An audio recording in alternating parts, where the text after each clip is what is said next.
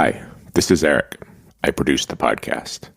Before we run the recording of our most recent live episode, I wanted to thank Pat Stango from the Learning the Tropes podcast, who was kind enough to show up at the last minute with a key piece of equipment that I was missing, and then stayed to run that piece of equipment, resulting in a great recording of the show. So thank you, Pat. And if you don't listen to the Learning the Tropes podcast, you should.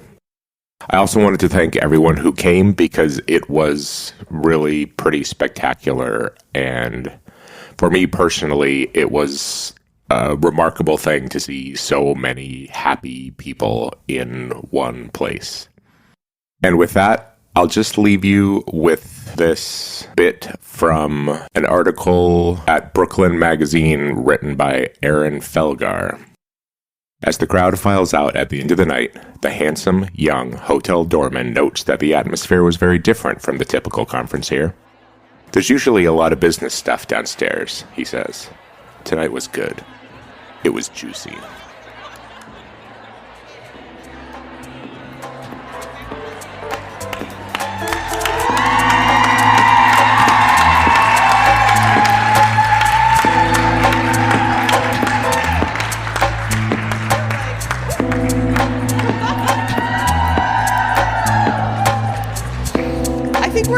Crying break, maybe? I'm fine, everybody. Welcome to Fated Mates Live. Oh my God. I'm Sarah McLean. I read romance novels and I write them. And I'm Jennifer Prokop, a romance reader and editor. Holy shit. We really did have a moment today where we were like, what if no one comes? I literally was back there. I was like, what if no one comes? And Sarah... You all came. You all came. And some of you flew. Yeah. Holy shit. I flew also. Okay, wait, but should we do that first? United Airlines really did not want me to get here, but I was not going to be deterred. I have airport privilege and just rebooked myself on Southwest, and I was like, it's fine, everybody. I'm not going to be stopped by the United Airlines man. So, but Jen, we promised a giveaway to the person who came the furthest. Who thinks they came the furthest? Shout it out. Arizona? Hawaii. Wait, where are you from? Washington State?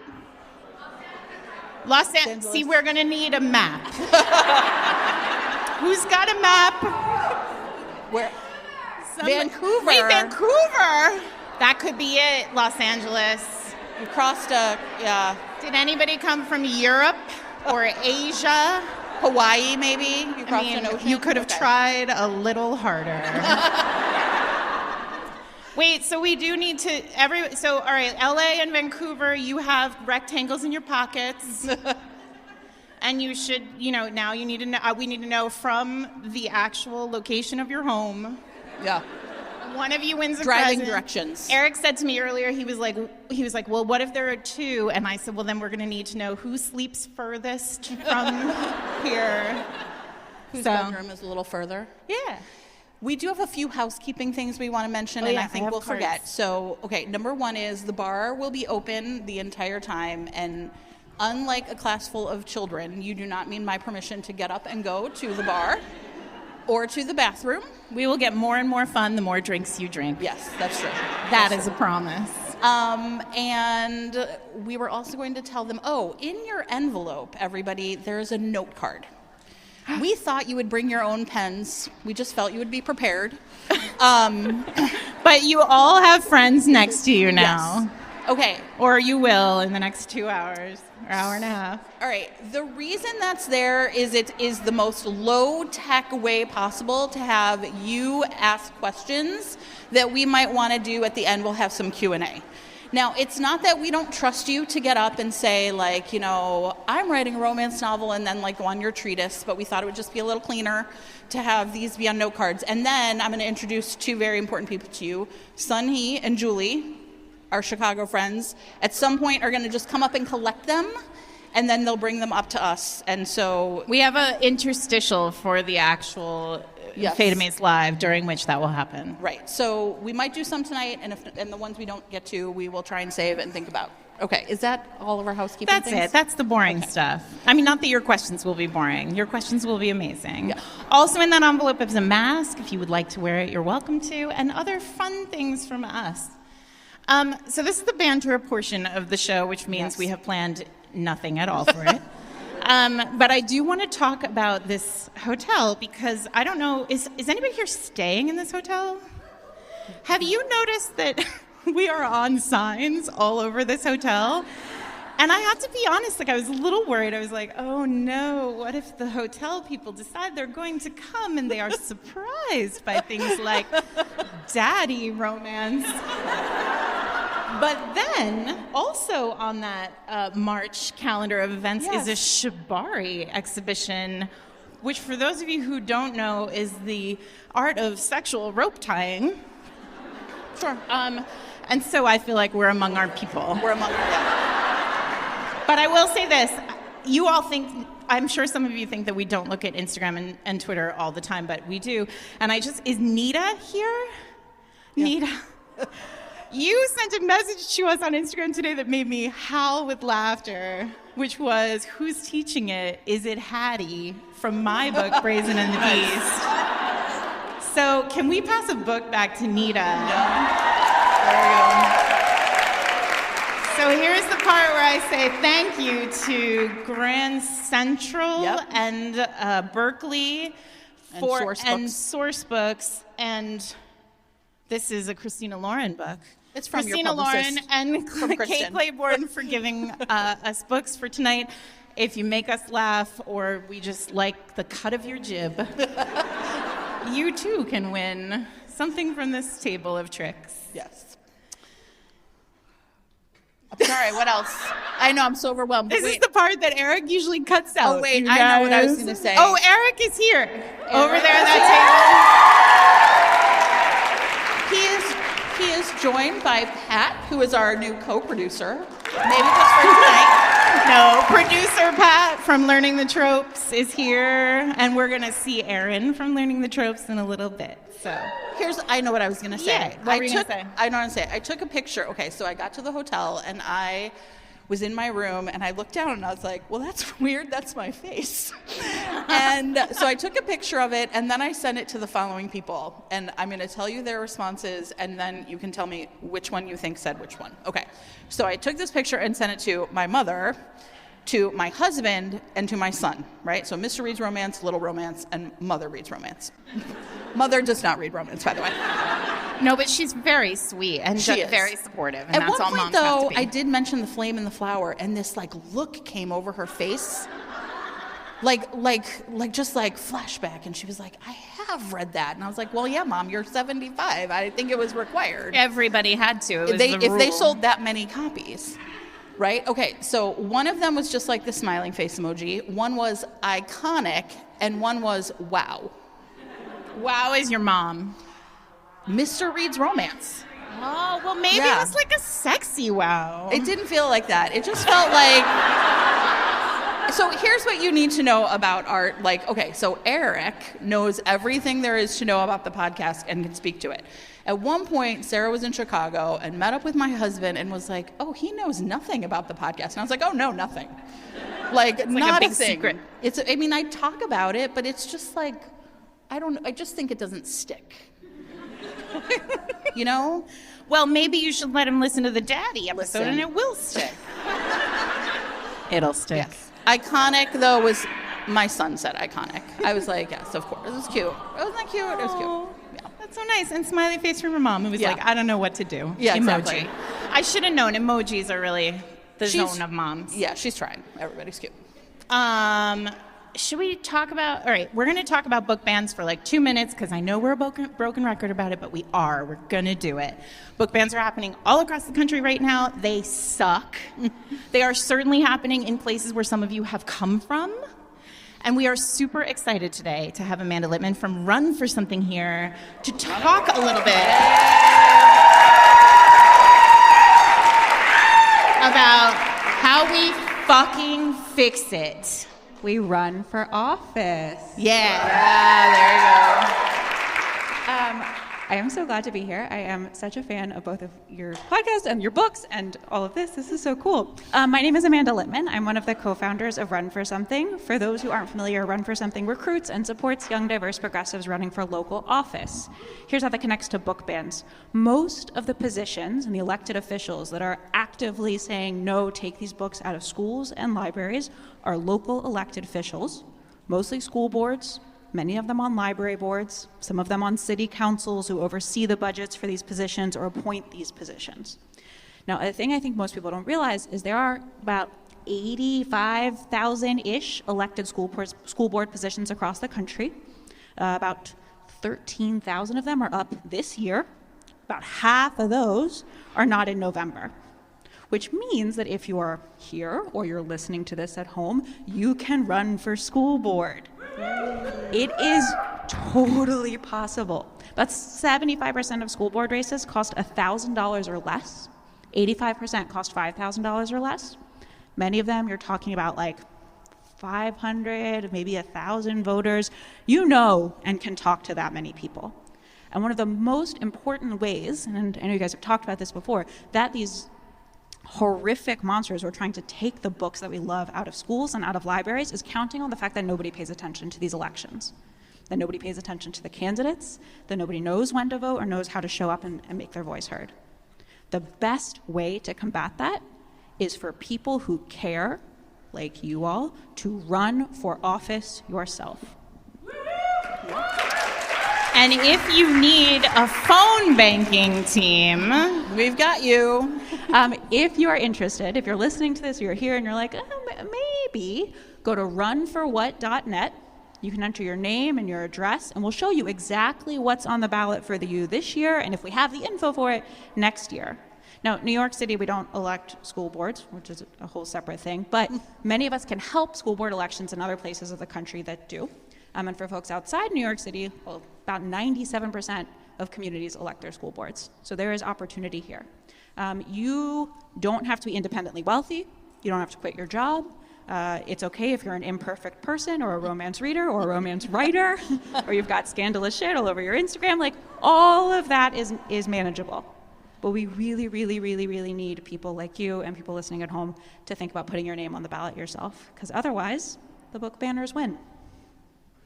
we don't like that. We don't like Don't it. like that. Boo to book banning. Listen, the truth is that book banning is coming for us too, romance, which is why we're talking to all of you guys. There are bills being debated on the floor in states all across America that are literally about banning romance novels and books with sexual content from public libraries, which is how a lot of us read. So thanks so much, Amanda. Anytime.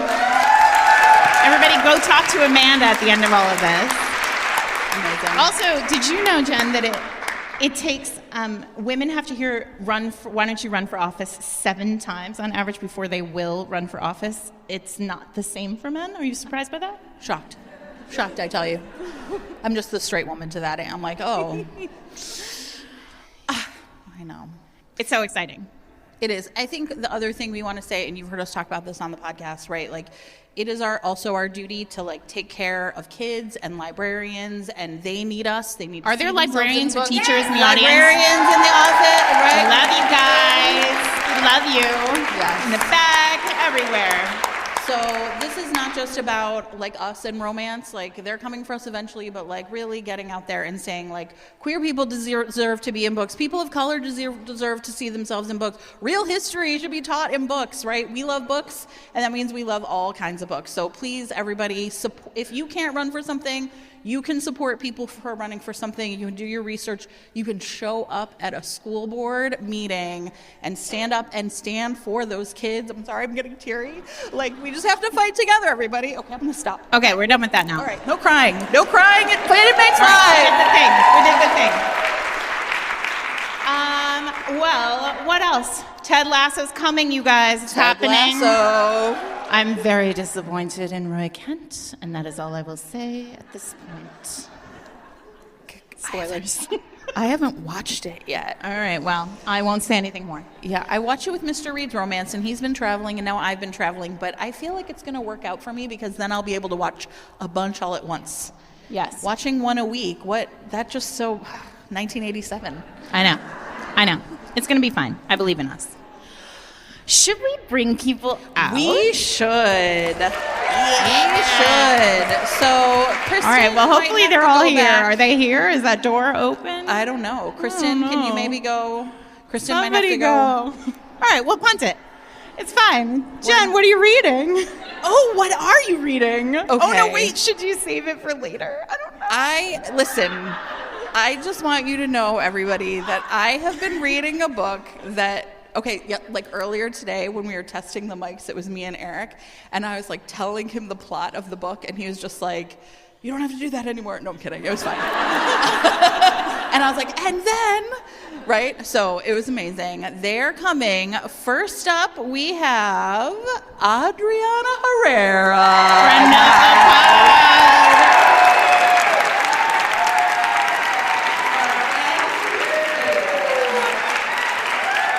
She has a bag full of stuff. I don't know what. Okay. Author of the most recent On the Hustle Right and here. the upcoming An Island Princess Starts a Scandal. Is that right? And what a scandal it is. And now, Andie Christopher, one of our faves.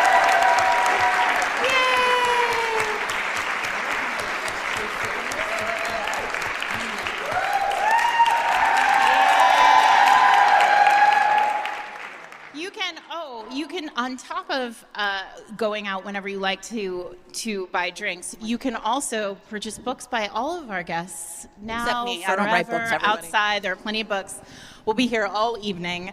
Tessa Bailey, we love you. First timer.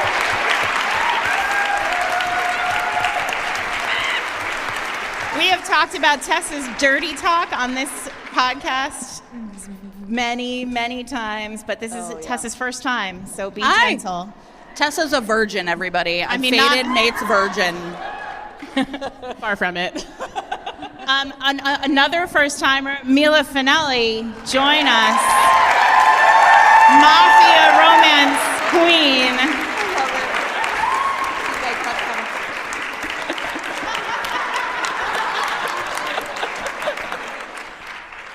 Welcome, Mila, it is so glad to be here. Mustaches are super hot right now in romance, so I'm impressed. Maybe you would be more comfortable as Joanna Shupe.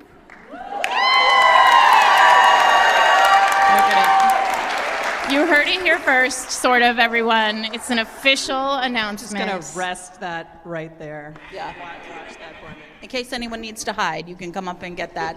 Looks very comfortable. Joanna Shupe, Mila Finelli, we are so proud to have you. Tell everybody. So Mila is mafia excitement. Those books are smoking hot, you guys. yeah. And I know you've heard about us. You've heard us all talking about them, and you're like, I don't know, mafia, is it going to be good? Like, Yes. I'm not sure. Look, it's Joanna Shupe, you guys. Yeah, it's going to be great. Tell your story about the cage. Okay, so here's a funny story. How many people have read Mafia Madman? Okay. Well, you will after tonight. Yeah, you have the rest. You have homework to do. It's fine.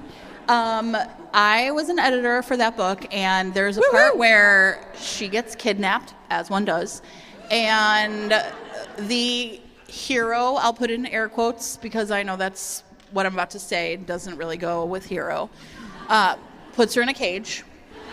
It's fine, though. It's It's a sexy really cage. fine. She's not wearing any clothes. It's fine. A sexy cage. And then I got to the end of the book, and I was like, listen, they don't fuck in that cage. What are you doing? It's true. That was Jen's big note. She was like, you have really, really failed if there is not sex in a cage in this book. But can we talk about a fated mates moment? Because when I did not know Jen had anything to do with it, and when I read the book and I got to the part where she gets put in the sexy cage, it's fine. I stopped and texted Joanna, if these two don't fuck in the cage. So, fated mates. The promise of the premise. It's true. It's true. Right? I love how now it's like the sexy cage. Like, it's like the luxury cage. Sure. The sexy cage. Right. All right, wait, we have games. Yeah. What do you want to start with, Jen? Well, I think we should just actually start with everyone introducing themselves and talking about, here's a question we thought would be really fun. We love, as we've been doing Trailblazers, a question we've asked is sort of like, how people started reading romance. And so we thought it would be fun to have everyone tell us about the first romance they remember reading. And why? Yeah, what was memorable about it? Show your answer. Show your work. Funny you should ask, because I'm actually rereading the first two historical romances that I remember reading, which are Forbidden and Untamed by Elizabeth Lowell. By the way, I'm Adriana. Oh my God. Hi, I'm Adriana Herrera. I write romance. So Elizabeth Lowell, Forbidden and Untamed are and I'm sure it wasn't actually the first historical that I read, because my cousin who I borrowed, even though she didn't know I was borrowing them, historicals from, had a lot of Joanna Lindsay and stuff like that. And I know I probably read some Joanna Lindsay first, but those two were the first that I remember reading, and I hadn't read them in a long time. I'm actually reading Forbidden right now, and let me tell you, she's rubbing him with oils to get him out of a coma, and it's amazing. That's how it just works. Science. It's just science. Magical oils. Andie? So I came to romance in the very traditional way of finding a grocery bag full of romance novels in my grandmother's closet when I ran out of things to read. And so I think the first summer I read romance, I was about 10, and I think I read 50, 60, 70 Harlequin romances, but the first one I remember is called The Cloud Holders by Bethany Campbell, and I remember it because there was kissing and she was topless. Yeah, I also came by a romance novel through my grandmother. I was on a family reunion in Maine, and it was an all just one side of the family, all my mother's side of the family, and it was boring. I was 14, and they just kept watching the same Riverdance DVD over and over again. I was like, why are we why? They all thought Michael Flatley was hot. So it was a lot of tea, a lot of Riverdance, and just fish, because we're in Maine. And so I found Hidden Fires by Sandra Brown That's a good one. Oh, you guys have heard of it. In my grandmother's luggage, and I read it cover to cover, and it was bonkers. Yeah. The hero has a twin brother show up in the 11th hour of the book and fake out the bad guy. The bad guy's who do I shoot? Who do I shoot? To save the heroine. It was crazy. But yeah, it was during the Gold Rush era, and I got to meet Sandra Brown last year, and she was, remember? You were there. I have a story about this. So Did you lose your mind? I started shaking. I actually didn't think that would be possible. I just said out there that the one celebrity I would shake over was Dave Grohl, but apparently it's Sandra Brown too. Yeah. It comes upon you. Yeah. I think I've told this story on the pod, but the first time I was ever in a room with Lisa Kleypas, I was walked in by a person who knew us both and was very close with Lisa, and she was like, "Oh, I'll introduce you. She's so nice." And we walked into the room, and she was sitting on a table, or not on a table. She was sitting at a table, and I just saw her, and I was like, "Oh no!" And I just turned around and left, and that was sad for me. But I told Sandra now Brown. I have created a holiday for her. So. I told her that this story about me shoplifting one of her books when I was 14, because I was. Oh my God! I was so hard up She for a loved romance it. novel. I didn't have $14.99, which is what they used to cost, And she was like, "Well, did you get caught?" And I was like, "No." She's like, "Well, good then." So I love her. I love it. Joanna. Wait, before you talk, Joanna, one of the things we didn't say because we were so excited about your mustachioed other character, Joanna, this is Joanna's 5th time on Fated Mates. She's a 5-timer. And officially in the club, she gets the official 5-timer paperweight today. I'm so honored. And we teach her a special handshake. Yeah. Yay. First, can we acknowledge the work in romance that the grandmothers are doing? I mean, everybody comes to romance, I feel like, through their grandma. I was no different. I can't pinpoint one book because I read them so young, and now I'm old and my memory doesn't go back that far. But it was definitely historical. She had tons of them in her library, and I just remember picking, and I want to say it was a Kathleen Woodowist, because that would have been about the time. It was definitely, there was a ship involved. And I just remember flipping through it and seeing sex, and I was probably 10 or 11, and that just, it blew my mind, and it was nonstop from there. Yay! Who else has a first one they remember? Yes. The princess, Galen Foley's The Princess? she's like a ruler of a foreign European country, and she's Her bodyguard? No. She is a soldier in the 1940s. Oh. And she moves to America and has to learn to play house with him. She learns how to use a sponge. This is how I imagine Prince Harry was. I cannot remember the author, and it's one of my great white whale bucket list things. Does anybody know? 1940s? It sounds like Danielle Steele to me. Wait, it's who? Wait, did you say Bleach All right, was just involved? Let it percolate, Bleach? and in 10 minutes you'll shout it out. And Wait, we'll know. for posterity, for people listening at home, it's called The Princess, and it's set in the 1940s. And she has to come and learn how to play house in America from her European. He's a soldier. Yeah, that should be enough. Oh wait, someone knows. Julie Garb was the princess of the 40s. Maybe. There's also Galen Foley wrote a princess book, and there's adult breastfeeding in it. Oh. Listen, we're getting there. We're going to talk about learning the tropes later. But we're diving right in, you guys. If this is your first time, it's the deep end here.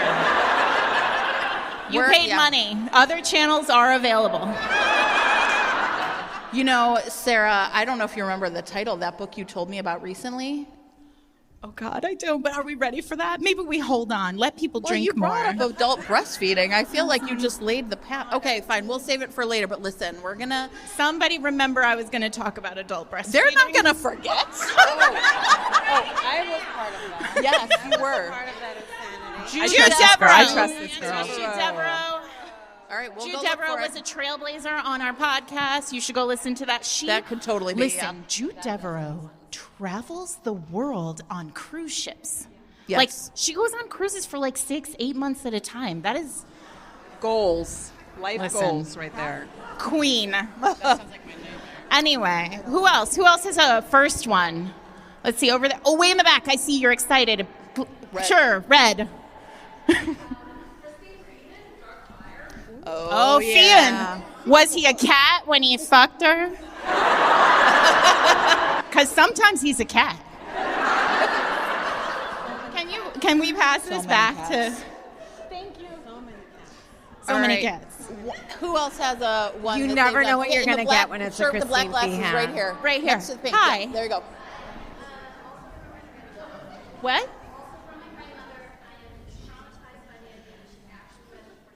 Grandmas do fuck. I know. It's shocking.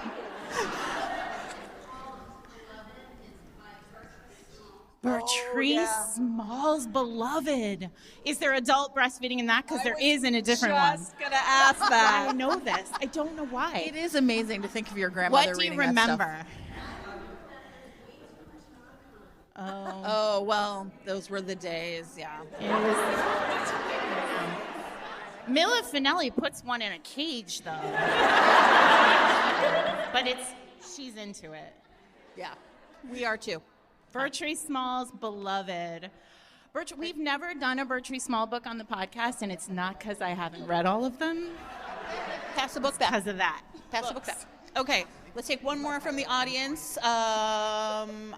Okay, in the mask. Right there. Yes. You. Right there. Yes. Hi. Uh-oh. Oh.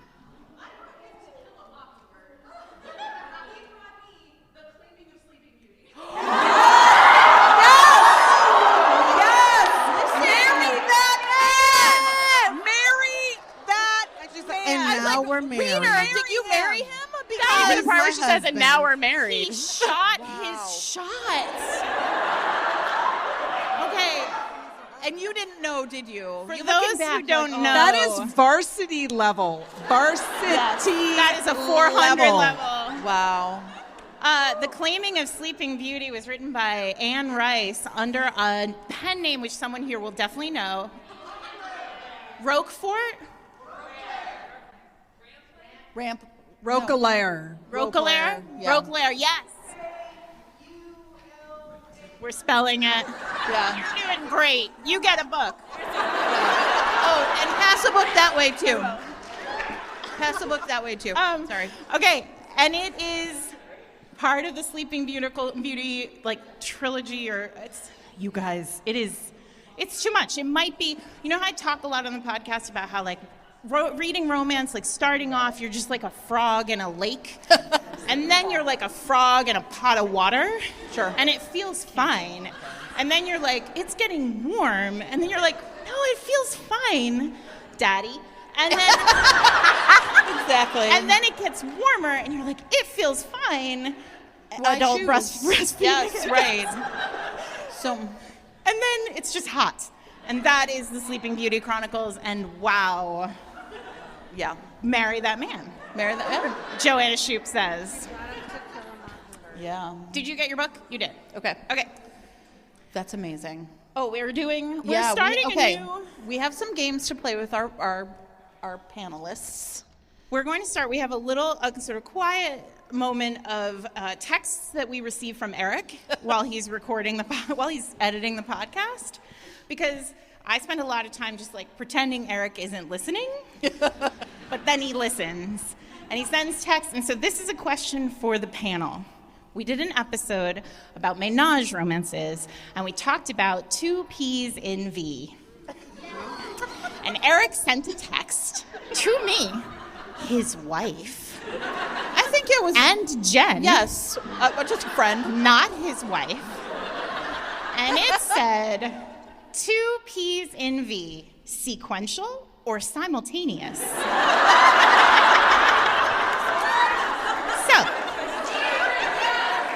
Yes.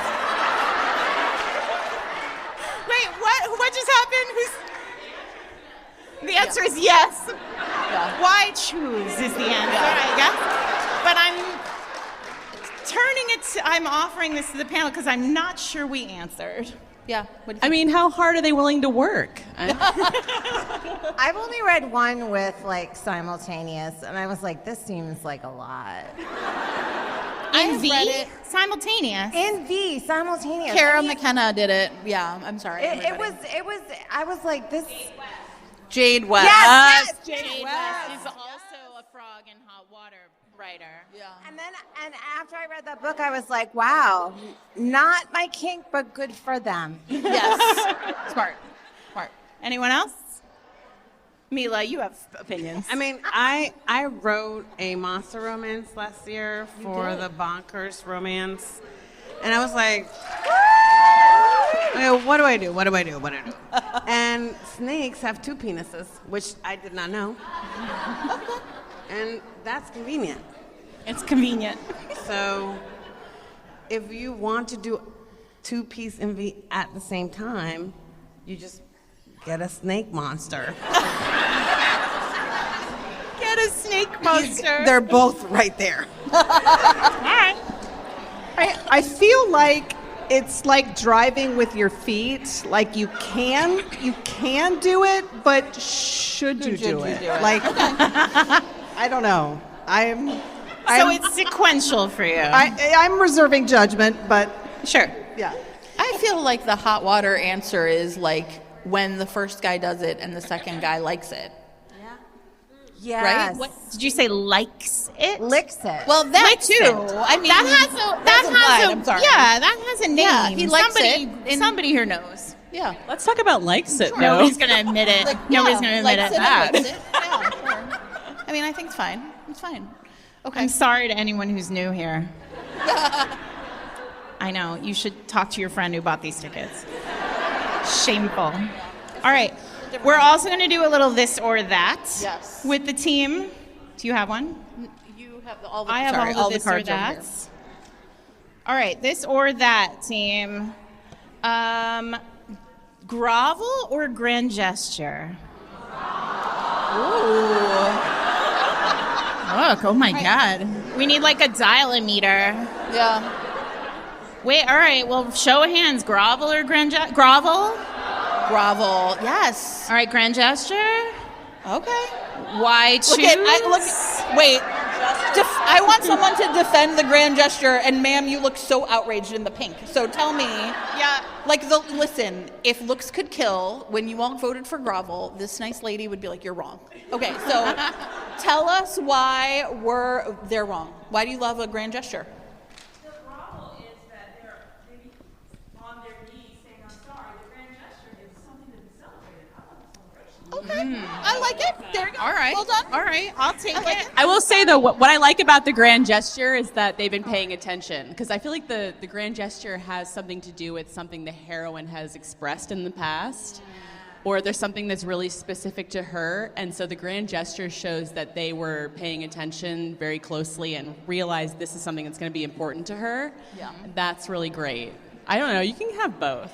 I like a little bit of column A and a little bit of column B. Like in Hot Under His Collar, the grovel was the grand gesture. Okay. He's like, you know. I like a grovel because I like men to suffer. I'm sorry. As long as he's suffering. Absolutely. Suffering is paramount. Suffering is paramount. But I will say, if we're talking about MF romance, Yes. I feel like for men, actions mean more than words, perhaps. So for me, like, I like both as well, but I like a grand gesture. Okay. What about I you, like them Adriana? both at the same time, not sequentially. I like a Simultaneous. I like a thoughtful grovel that turns into the grand gesture. I've said this a lot of times, and Sarah knows that The Day of the Duchess is one of my favorite books, and I think I mean, I won't stop you. it's like the ultimate grovel to top tier grand gesture Yes. book Agree. that I mean, House of Lords, divorce, like what are you doing? And I think to me that's like a little bit of both, but also like if you are groveling, like turn that into a grand gesture, like it's some balloons. Fair. Okay. All right. Daddy or stepbrother? Daddy! The way that I almost answered so fast was like embarrassing. Well, Daddy. Paparino, as Mila Finelli says. 100%. Or Paparino? Right? All right, wait. Daddy. Show of hands. Daddy. Okay. It's fine. It's daddy. Okay. Stepbrother. All right. Yes. All right. No, No, we do no, not no, mean no, No. That's a good Stepbrother. clarifying question. As close though, as for the new possible, people. but no. Sorry, yeah. Daddy. Daddy is not dad. Not dad. No, not daddy. Very Daddy. different. Yeah. Crowbar. Yes. Separation. Yeah. No. This is, look, I am all for Oh a my clarifying God! Some question. of these people thought I was into No, that no, from no. the jump, Jen. No, listen. From the jump. No, yeah. No, this is, I'm glad for a clarifying question. We're Thank talking you. like sexy daddy. Thank you who for wants, that very important exactly. clarifying Right? question. No. We're not talking like Madonna, oh father. No. See? Okay, we're done with that now. It got weird. All right. Vampire? So you guys. I was wait, going to say Sarah, that daddy's not like actual father, but like a state of mind, a way of life. Like a lesbian romance can be like daddy. Yeah, right. Oh, hang on. Yeah. Stern Brunch Daddy is a wait. mood. Yeah, Hang on. right. Stern Brunch Daddy. Okay. All right. It's like the Jedis. Yeah. It's so much. What?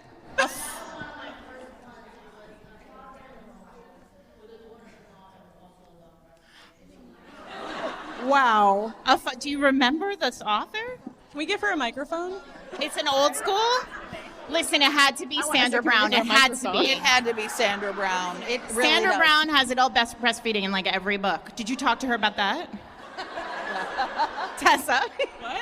Wait, I said, can we give her a microphone? Because I wanted to hear all the details. Oh, yeah. right, exactly. She Yeah, says it's a father-in-law. Sorry, could you pass that back? Yeah.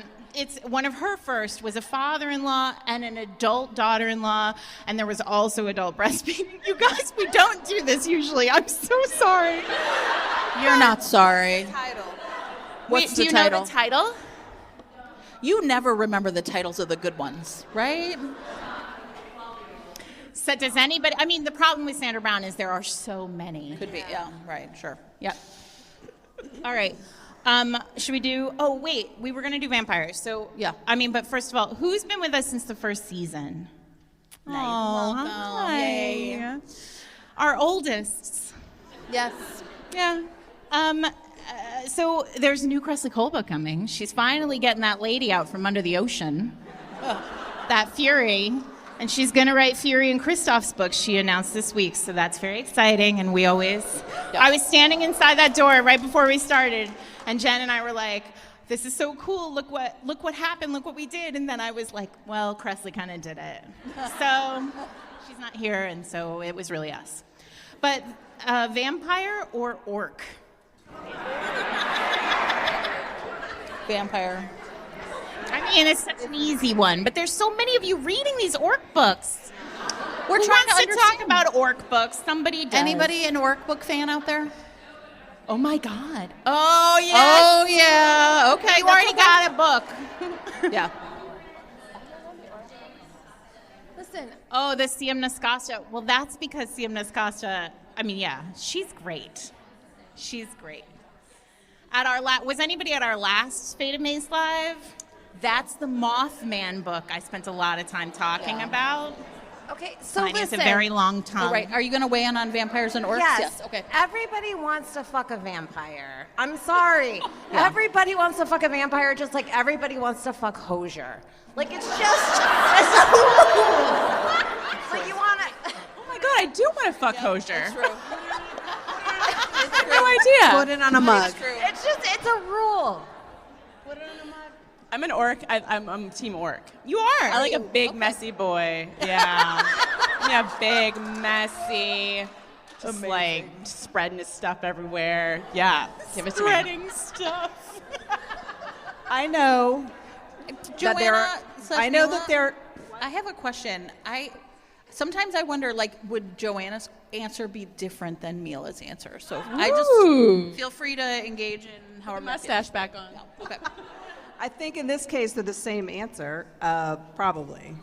I know there are hosts of this particular podcast that believe other IAD books are the best in the series, but I would like to disagree, and I would say Lothair. All the way. Second, third, Seconded. All day. all day long.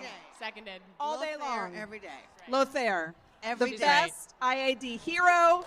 Yeah. Fight me on it. Team Lothair. I'm Act sorry. me, the law. whatever. Come It's the on, law. Lizveta. Yeah. It's not as though I go around cock-slapping gnomes. Andy's favorite. Andy's favorite line. No, he's great. There's also a very great grand gesture at the end of that book. Yes. For those of you who like a grand gesture. I know. Ideal. Okay. All right. Wait, I have Oh, wait. Well, while we're on IAD, we should do another text from Eric. Oh, yeah. One more text from Eric. This is good. Yeah. So, all right, as you know, first season, so Immortals After Dark, for those of you who don't know, is a series that Eric refers to as Monster Mash that was written by Cressley Cole, and Fated Mates is not, we are not supposed to be here, you guys. Like, we were only supposed to be 18 episodes long, so thank you to you for making us longer than 18 episodes. But we were supposed to be an 18-episode podcast about Immortals After Dark. And there is a point in Immortals After Dark which we call the Torture Island movement. And it's 4 or 5 books that center around literally an island where immortal creatures get tortured. And there is a hero who is a vivisector. And at the same time, we were also talking about, and then in season 2. A Kingdom of Dreams. In season 2, we read A Kingdom of Dreams, and for 3 straight weeks, we content warned A Kingdom of Dreams for you because a horse dies in like the 3rd chapter. Yeah. And Eric sends a text after he listens to that, and it says, why is vivisection okay, but the horse dying needs a 3-episode content warning? And we were just like, I don't know. I don't really have an answer. Romance reasons. But Eric, it's a pony. Yeah. It is. A pony, yeah. So, that was a good all one. right. It's the same reason in John Wick why everybody was upset about the dog. Right. And not upset about all the people that died. Yeah. Oh my God. I can't believe you just You brought feel that up. strongly about... I'm sorry. Yeah, the dog dying, right? Of course. Yes, it's big. There's an entire website devoted to like whether or not they kill the dog, right? Yeah. I mean, people want to know. DoesTheDogDie.com. Does the romance hero do a vivisection? Just doesn't really have the same. I love it.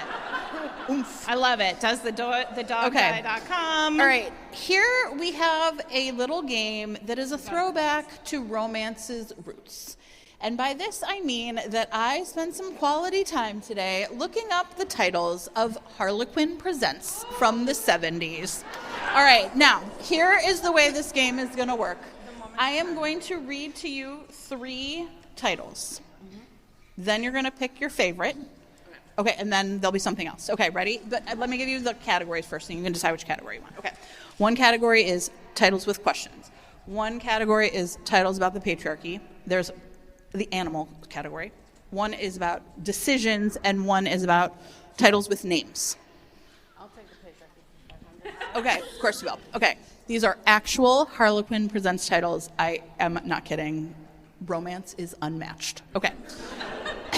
Number 1 is Dear Plutocrat. I'm not kidding. Like, I immediately am going to go to eBay and buy that later. Okay. This Man, Her Enemy, or Man Hater. Okay. Which one do you like? Wait, man hater or man eater? Man Hater. Oh my God. Yeah, just straight up. And I was like, 70s. the 70s had no fucks to give. I Okay. can't believe you didn't pick the worst man in the world. Yeah, no, there's so many more. There was one that was, I can't remember. I just tried to pick 3. Okay. I'm gonna go with This Man, Her Enemy. This Man, Her Enemy. Okay. Giving enemies to lovers is giving like. Yeah, this is the next part.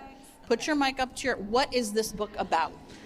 I'm gonna say he did something terrible to her family, and she is looking for revenge, or opposite, or her family did something horrible to him, and he is looking for revenge, and they are out to destroy each other, and there's some hate sex involved, probably a secret baby. Okay. Probably. At some point. Okay. And then perhaps they end up. He ends up taking over a company. For sure. Amazing. Would read. Okay. All right.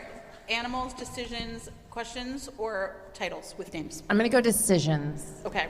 So all of these titles essentially have a conjunction in the middle. Sorry to be an English teacher. Okay. It's like the weirdest Jeopardy. I don't know how else to describe it, but these titles made me laugh. Okay. The Widow and the Wastrel. Rough and Ready. Pale. Okay, I've read that. Give that woman a book. Okay. Pale Dawn, Dark Sunset. Yeah. I'm going to pick The Widow and the Wastrel. Okay, what's it because about?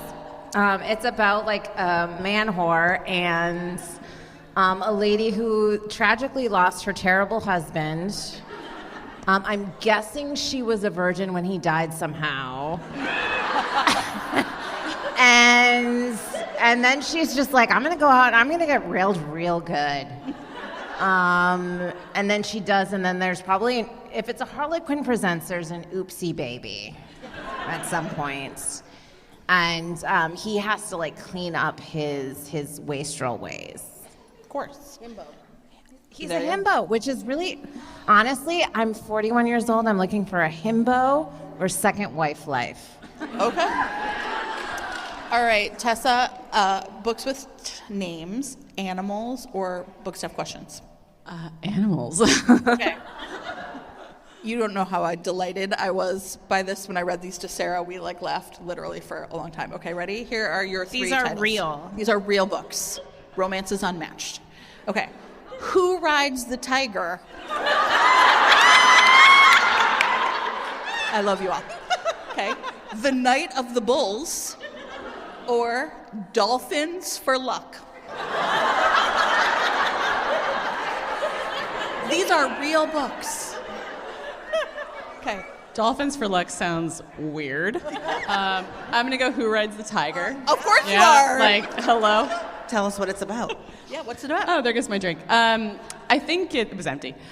It's obviously.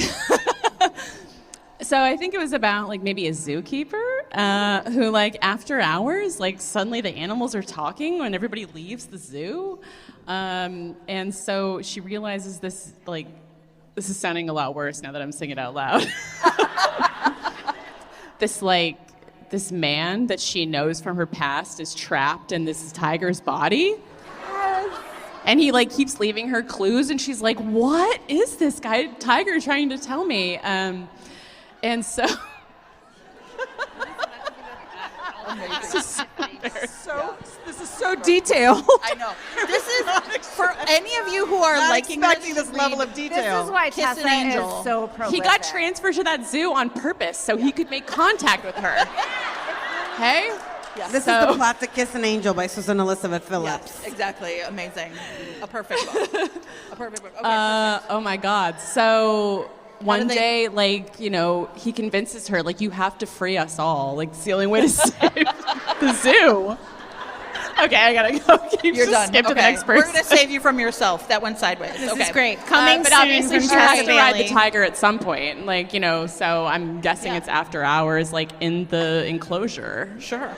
In the cage. In the sexy cage. You brought it back to the sexy cage. Sexy cage. Nicely done. Oh my God. I brought it full circle. Okay, good night. Okay. Would you like questions? If or only I'd used that. Yeah, right, sure. only I had Questions known. or books with names in the title? What's your which one? You pick, Jen. I'm gonna Whichever pick. one you really want to get. Well, you did Sarah's the going to do the other one, so don't worry. It's all going to get done. Oh, yes, you are. Come on, girl. You didn't think I was... I don't know You what didn't has notice on I any of these prepared cards. 5? I know. It's fine. Okay. I feel like you are going to do questions. No. Books with names in the title. Okay, ready? Names in the title. Okay. The Story of Jody. The Taming of Mara. And this one, I kid you not, this is a real book, I swear. Cindy, Tread Lightly. There's a comma in there. I just feel like, again, I want to... Cindy, Tread Lightly. What was Mara? What was Mara's The thing? Taming of Mara. The Taming. The Story of Jody and Cindy, Tread Lightly.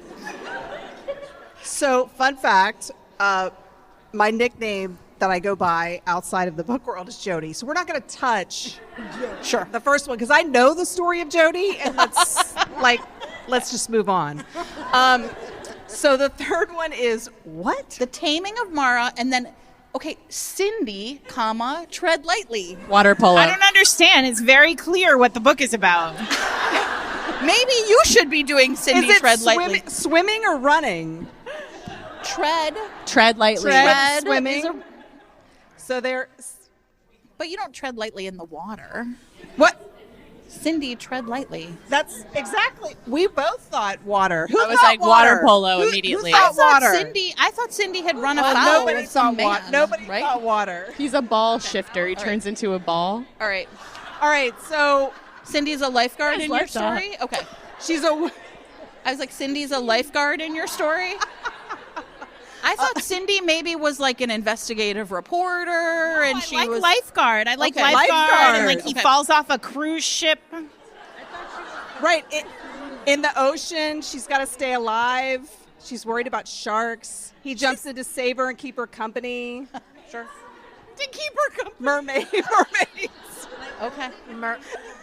Yeah, Goldie Hawn and Overboard is what Adriana said. Yes. And Tessa added that there are mermaids. So there you go. Okay. All right. Is there a Cindy, Amara, or a Jody here tonight? In the room? I mean, it was the 70s when these books Wow. came out. I mean, great. Okay. Okay. All right. All right, Sarah, you ready? Not really. You are. These are amazing. Listen, you're saving the best for last. All right, you know. I'm ready. These 3 books have titles that are questions. Do you remember Babylon? Okay, ready? That's number 1. Dare I be happy? And number 3, who's been sleeping in my bed? Oh, wow. I mean, how many P's can there be? I mean, who's been sleeping in my bed is reverse Goldilocks, for sure. Yeah, Right? Sure. I like it, yeah. I mean, I feel like a bear shifter, that works too. Oh, there you go. A bear Listen, shifter. let's just crowdsource it so I don't have to do it. Yeah. Bear shifter. A bear There is shifter. a bear shift. There's a 3 Bears, Goldilocks and the 3 Bears book that you There's really like. only one bed, and they're right.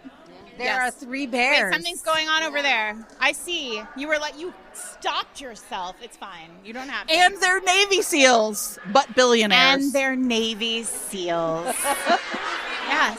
Yes, they are. Who's been sleeping in my bed? They are Navy SEAls. This is the best book I've ever written.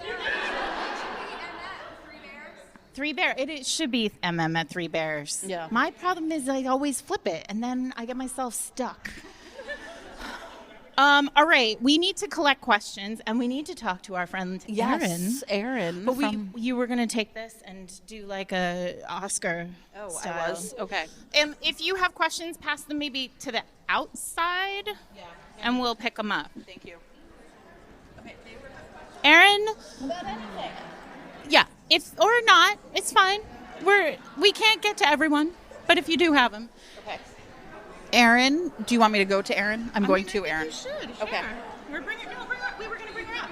What are we doing? No, you're coming. You come up. I think you should come up. We don't know what we're doing. You should come up. We're gonna. And That's you're- the part that gets edited out of the podcast. Yes. Here, let's have. Would you actually take Adriana's mic?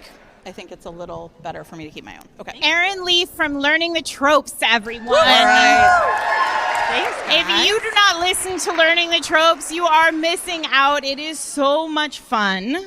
Yes. And it has recently shifted because it started out with you and your friend Clayton.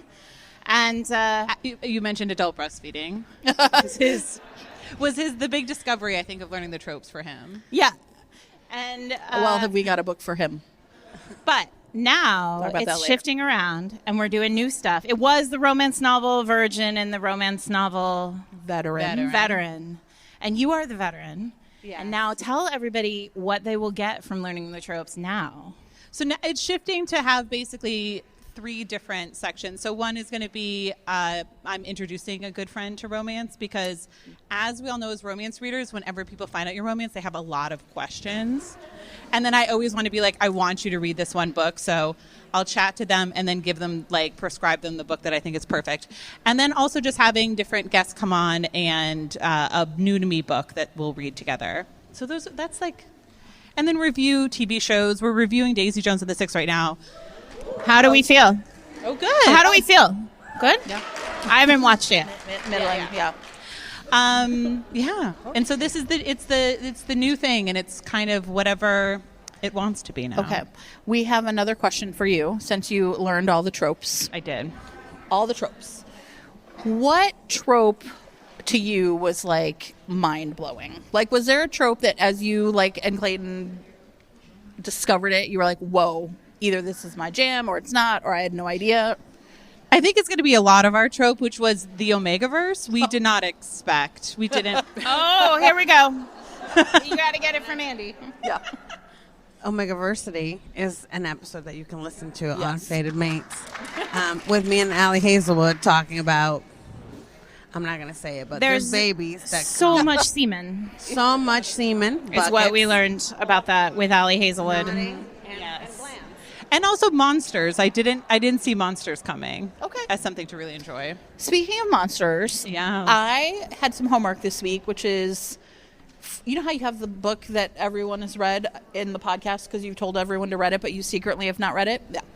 That was me with the Gorilla Twins.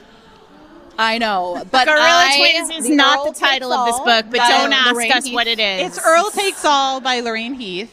The what? Earl Takes All. Yeah, Earl Takes All. And I read it. I read it on the plane yesterday and finished it today while Eric was setting up the sound. And so here's the thing, like when you read something in romance that you're just like, how did this happen? Who gave the green light to this? Right? Like how did Lorraine Heath literally kind of roll up on her editor and be like, hey, listen, I've got an idea. She's Lorraine Heath, right? She's the best. She's unmatched. Yeah. So if you don't know the plot of The Earl Takes All, I would just say very briefly, these two twin brothers go on a journey in Africa, and one of them dies, and he comes back. The guy comes back, and he's like, his wife, these twins, I'm like not even doing it justice because I don't even know where to start, right? So basically he lies and says that he died when really the Earl died, and it's because the wife is pregnant and he doesn't want her to lose the baby. Well, and so he's been secretly in love with her. Of course.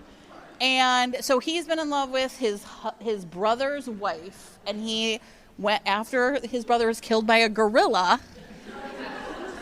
Literally. Like imagine that scene in the Avengers where like the Hulk like smashes Loki. That is how it is described. Yes. Anyway, you love this book. I do, and I read this book, and I was like, par for the course, Lorraine Heath. Okay, what's interesting? And then Sarah was like, that's weird, though, isn't it? That he pretends to be his brother, and he was killed by a gorilla. And I'm like, that is weird. But I was too deep in Heath before that to really even, comprehend. Yeah. But it is so good, and it is one of my favorite tropes, which is in love with the wrong brother. It's a good one. Yeah, that is a good one. That's a good one. Yeah, that's my favorite sound that everybody does. What? Yeah, and love the wrong brother. Yeah. I'm taking recommendations for that book, for that trope as well. Okay, good to know. We actually thought it would be nice then to have our panelists tell us a trope either that they love, or a trope maybe even a trope they like want to come back. They've named themselves in love with the wrong brother, or if you would like a trope that you are tired of and want to just go away. Thank you. Oh, wait.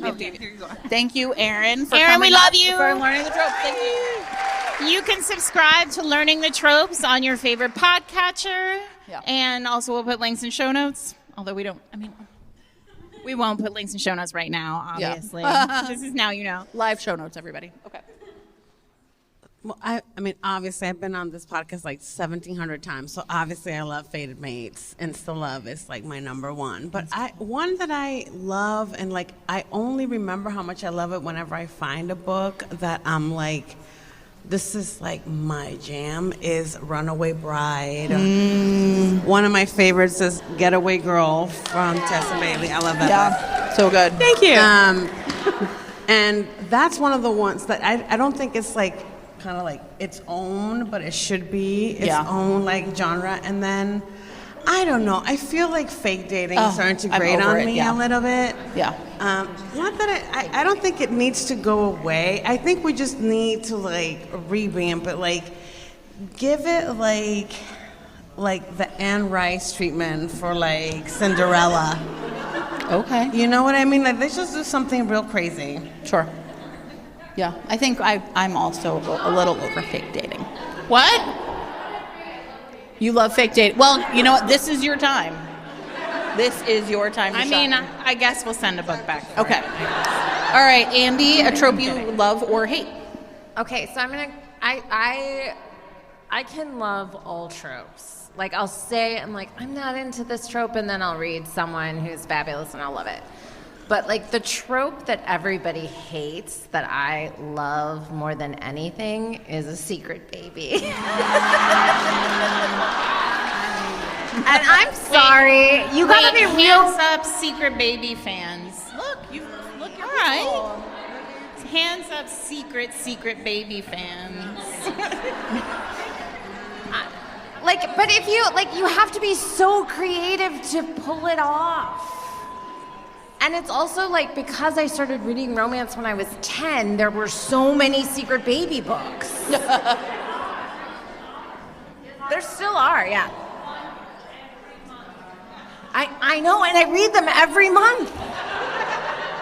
I love a secret baby.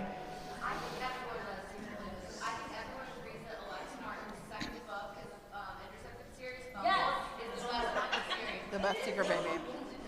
Yeah, Alexa Barton's second book in the WAG series, Fumbled, I love all of her books, but that one is my favorite. Okay.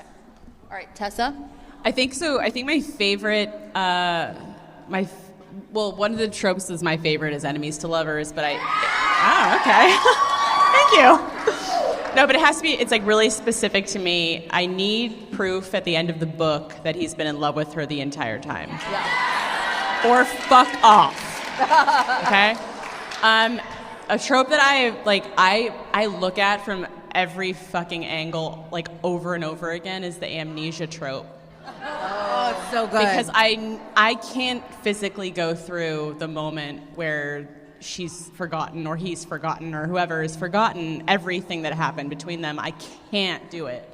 So I've been thinking about how can I write an amnesia book without having to go through that moment? And I was like, what if I start a book where the memories just came back?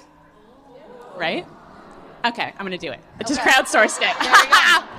Thank you for your input.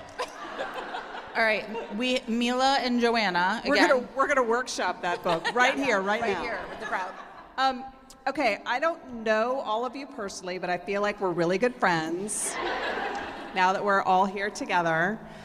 And the trope that I am trash for, remember, Cone of Silence friends, is age gap. That give it to me all day long. That's the whole reason I wrote Mafia Mistress. It's the whole reason I wrote My Dirty Duke. I just put it in my veins. The bigger the age gap, the better. I don't know what that says about me. I don't know, but Paparino. It's fine. Paparino. What about one you're not so fond of? Ask me again. What do you One you Rain, what? Oh, what do I not like? She's like, people that are the same age. Yeah. She's like, don't even put it in front of me. I don't want to see it. We're both 35. Yeah, I will say that a lot of the really dark stuff, you will see high school students and college students that are running mafia kingdoms. And fine, I'll read it. I'm not saying I don't read it. I'm just saying I don't believe it. So, All right, fair. All right, Jen, we got to do some questions. Oh. But I got to start with this one because I need to apologize to this person who is here tonight and has written us, I've never read a romance. Oh, my God. No, you don't have to admit it. Right there. I love it. Who is it? I'm so sorry. No, I'm not. You know what? Listen. How do you feel about adult breastfeeding? breastfeeding? Fandom and books. How'd that strike your fancy? That's the book for you, George Yellow. Oh, yeah. There is zero adult breastfeeding in this book. I'm so sorry. Wow. That is Kate Claiborne's Georgie All Along. It is a banger of a book. And if it doesn't win you over, nothing will. But also, maybe we have. Yeah. I can't see how we haven't. Okay, let's see. Oh, hello from the New York Public Library's Best Romance Committee. Two of us are here tonight. Yay! Hi! Oh, it's you guys! Stand up! Yay, librarians! Yay, Still librarians, we love you. See, it's not all weird. Sometimes the New York Public Library comes. Here. You didn't tell anyone they were here, though. Oh, here's one. Here's a good one for everyone. Yeah. How do you decide what a hero or heroine's scent will be? Oh. I will say it says, for example, time and fresh rain, and I see you, and you don't have to drag me. It's like it was raining and I was cooking. So, how do you decide? Well, because I'm sorry, anybody who doesn't know about a romance, every hero and heroine smells like something. Oh, yeah. I feel like in historicals that we get sandalwood a lot. Like sandalwood is really popular. Sandalwood, yeah. I don't know that there were that many scents back there other than like BO. So I feel like I've started giving them like designer fragrances because like if I'm writing a billionaire, he smells like something Le Labo sells. Does anybody have like a weird smell they've like read about in a book that perplexed them forever? Yes. Lisa Kleypas does a lot with carbolic soap. It's true. Yeah. Well, she's loud because she's Lisa Kleypas. Well, hello, stranger. Exactly. Exactly. I once read a book where it was like a post-apocalyptic kind of, and the hero said that she smelled like calla lilies, and I was like, I thought those were like famously don't smell like anything. Also, it's the apocalypse, right? It was very noticeable and strange to me, but fine. Okay. Sarah, what's up with romance novel titles? Why is everything a play on an 80s song?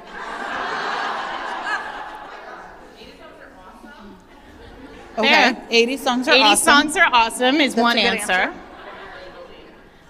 Or you're Eva Lee, right? I don't know. Have any of you written a play on an 80s song? I mean, we're running out of ideas. Too Hot to Handle was a play on a Black Crowes song, I think. Yeah. I wrote a Bon Jovi but that might have been song. 90s. Yeah. Scott in the Dark. Oh no, I didn't write it. Eric suggested it be called Scott Through the Heart. And then I crossed it out and I wrote it under a different title that I no longer remember, surprising no one. Yeah. I don't know the answer to that question. That is a higher pay grade than me. But it does feel like part of it is that there are a lot. Jen, this is your chance to talk about the thing you hate the most in romance novels. When 25-year-olds know all the words to Dirty Dancing. I'm sorry, I really do. I'm all like, if your heroine's pop culture references somehow are magically only the same as the author's, as an editor, this is like a fun thing I get to like write. Like I'll I remember that note. Thank you. I got it. I'll be me. like, That's this me. movie actually came out 15 years before the heroine was born. I will just say, some of us are out here just doing the best we can, Jen. Sure. One time, sometimes I really like lean in. I'm like, this movie is so obscure that there are not any GIFs of it on Twitter. So, yeah, that is my least favorite thing. That's true. She's never given me that note.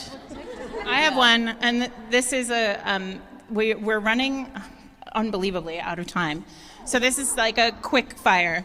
What is a romance novel that broke your brain? Dealer's choice on the interpretation.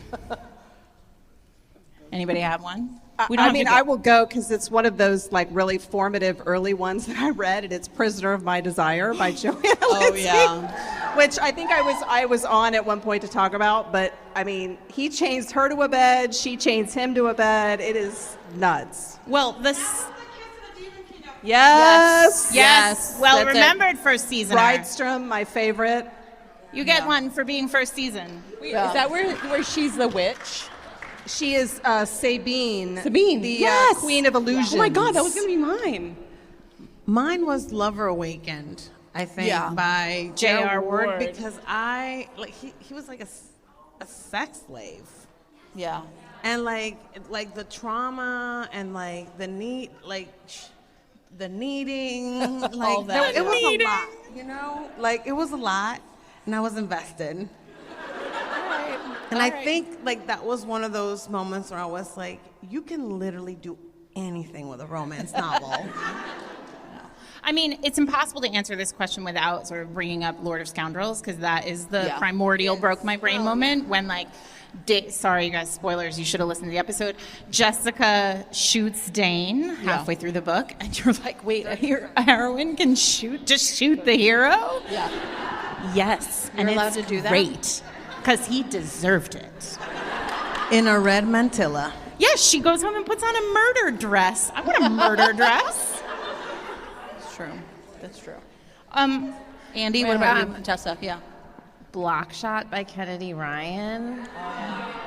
I was like, this is like true morality chain in a way that I'm not comfortable with, but also makes me squeeze my legs together. True sociopath, and I don't care. I love him. Jared is mine. Have you guys talked about Nikki Sloan on this podcast? Oh, yes, yes.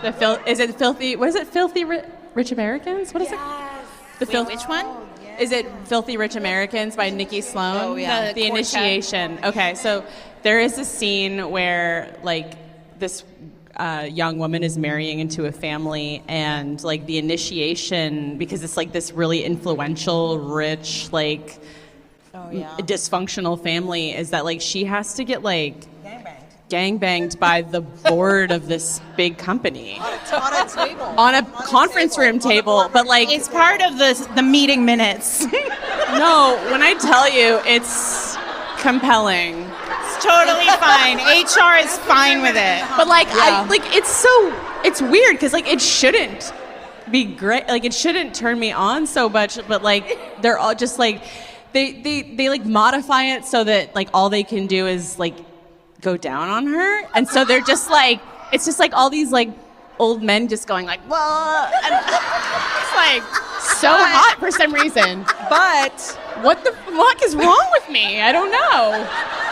I just want to throw in that one of the gentlemen is her soon-to-be father-in-law.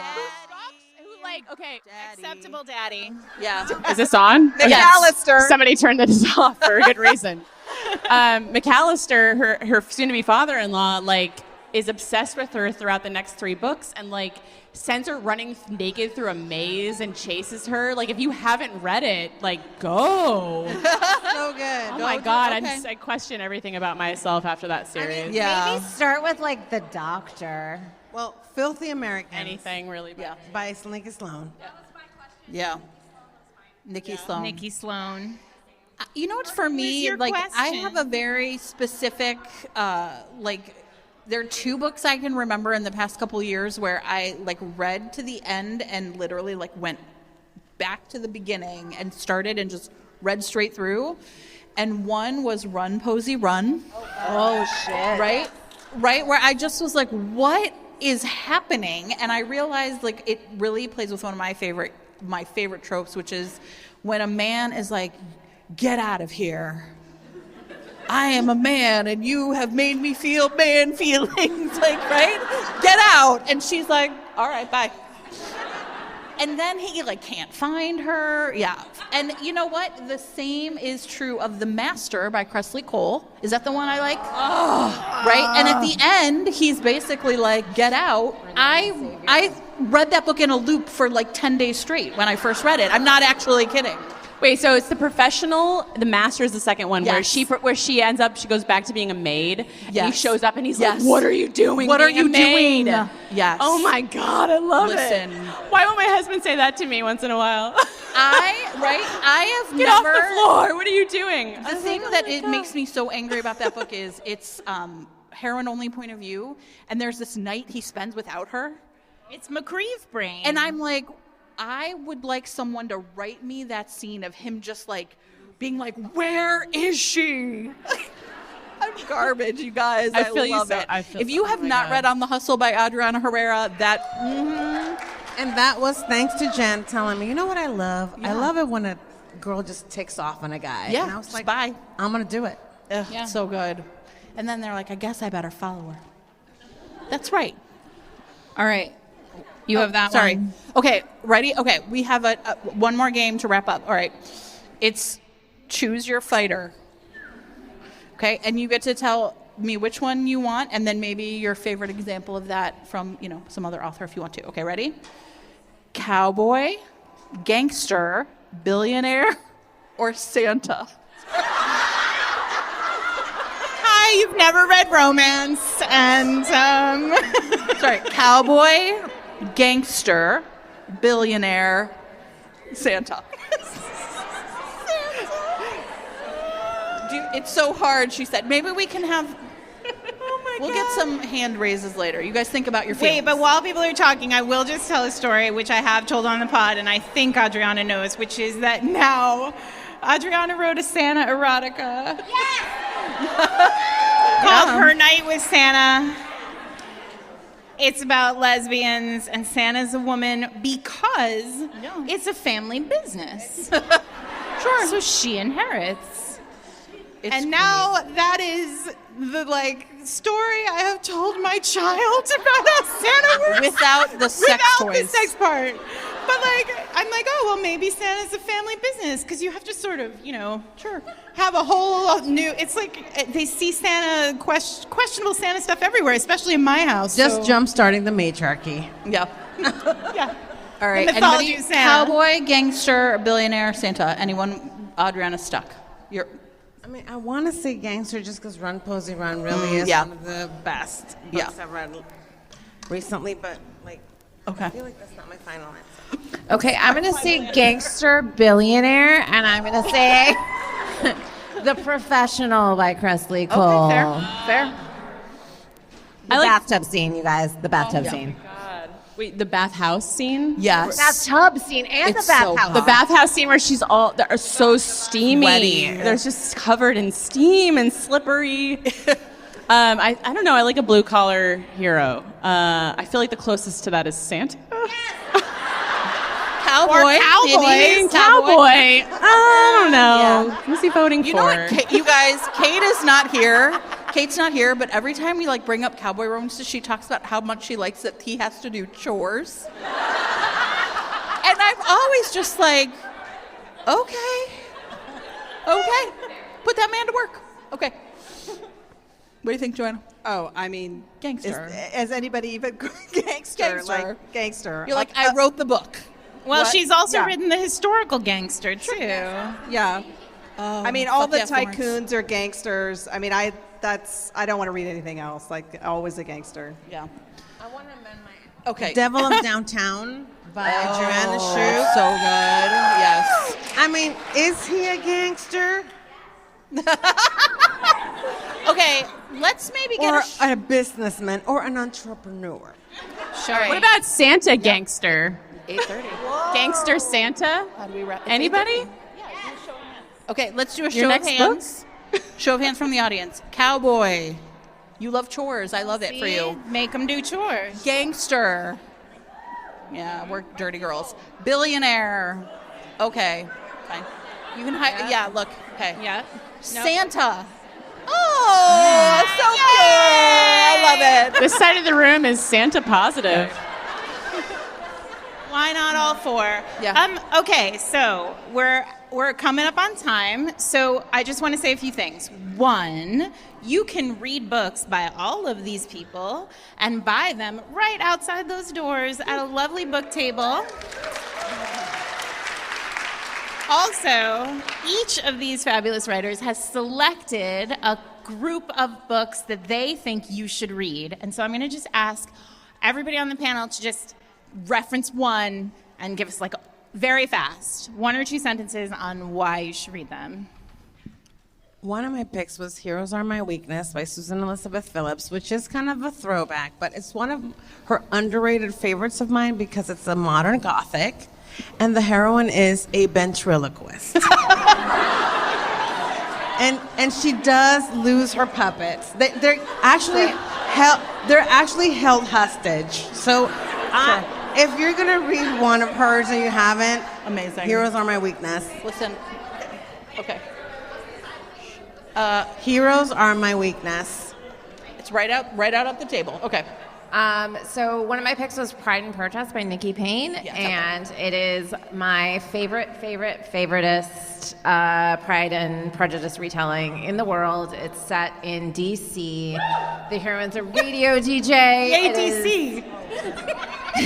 It is so smart, and Nikki, I think she's going to be a superstar. She's amazing, so definitely grab that one. One of mine, I did Georgie All Along, obviously, it's an amazing book, but also Before I Let Go is one of my favorite books from the last year by Kennedy Ryan. It's a second chance romance between a couple that is divorced and moved on, but they own a business together, and oh my God, it's an emotional powerhouse of a book. Absolutely recommend, 100%. I related to the hero actually so much that I started therapy. So it was that powerful. Yeah, really wonderful. Perfect. I actually don't remember any of Mila recommended Praise, which is out there. That's all I want to talk about. Let me help you. And Megan Frampton is out there too. Yes. Okay. So definitely get those books. But Praise is by Sarah Kate. She has a new one out today, which is Highest Bidder, which I have not read yet, but is super, super age gap. But anyway. You're dirty, Joanna Shupe. Yes. Is it good? I've read a third of it. It's really good. Oh, I'm so excited. We have confirmation in the front row that it's good. Praise is the son's ex-girlfriend goes to work for the father as his secretary, and he's this owner of a sex club, and there's lots of if you have seen the movie Secretary with James Spader and you liked it, this book is for you. Amazing. All right, no notes. The book is perfect. Okay, Vancouver or LA? LA, how far are you? All right. Hey. Oh. Or Vancouver, how far are you?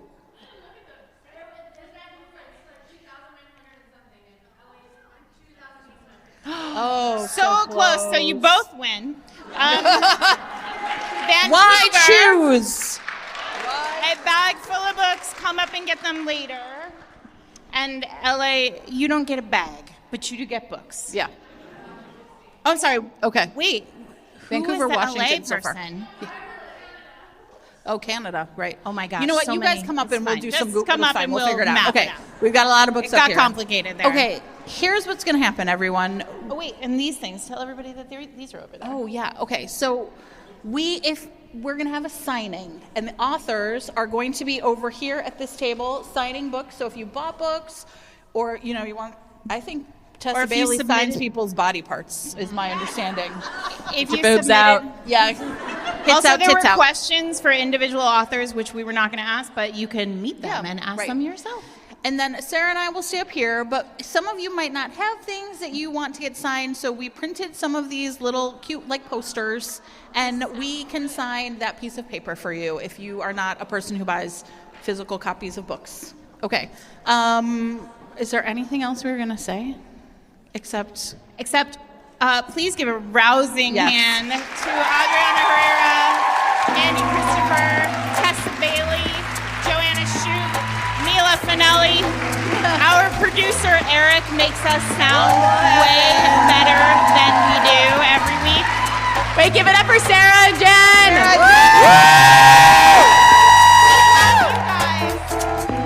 Should we? I'm not not going to cry, but I am going to say you guys got us through the last 3 years. We did. And we are so excited to meet every one of you. So please come say hi. And should we do this again sometime? All right. It's a real teacher moment. Oh, I'm just curious. Like, did you have a nice time? I hope you all had fun. Were we appropriately dirty? There is a stack of books here. There are like 6 left. If you would like hands up.